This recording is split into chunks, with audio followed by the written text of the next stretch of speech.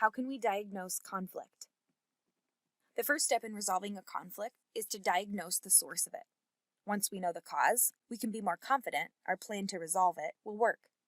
Now let's learn about these 5 categories of conflict. One source of conflict is informational factors.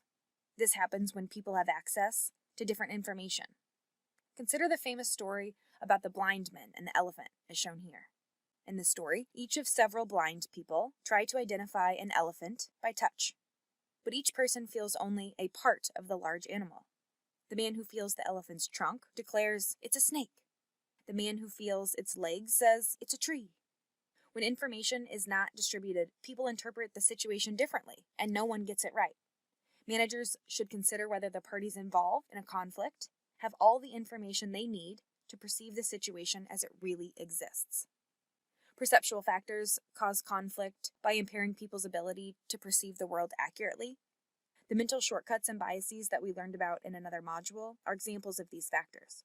The confirmation bias, for example, leads us to pay attention to information that supports our current view and ignore information that contradicts our beliefs. Managers should discuss the issue with both parties to identify any perceptual factors that might have caused miscommunication or misunderstandings. In organizations where evidence-based management, managing up, and transformational leadership are the norm, perceptual factors should be less of a problem than in organizations where none of these are practiced regularly.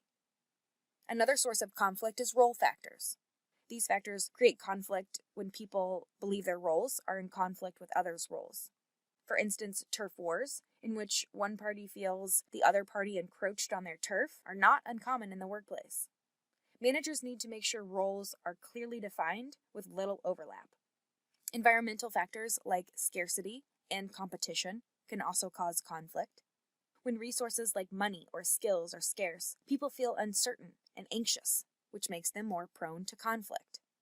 Too much competition can lead people to focus on their own goals at the expense of the group's goals.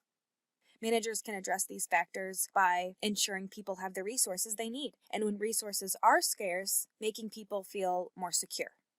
Managers should also consider whether the culture supports cooperation or competition. If a competitive culture is the root cause of conflict, then managers will need to make meaningful changes to the culture. The final category is personal factors, which includes the individual differences we learned about in other modules. While these differences are generally beneficial, they can also be a source of conflict when managed incorrectly. Values may differ, such as when one person values quality, while the other person values quantity. People also differ in terms of their goals, preferences, and personalities. Because this source of conflict is more personal than the other sources, it also tends to garner more emotional reactions. Managers should identify the specific personal factors playing a role in the conflict and clarify what is expected of all parties. Familiarize yourself with common causes of conflict so you can diagnose the real cause of any conflict you face. Remember, diagnose first, solve second.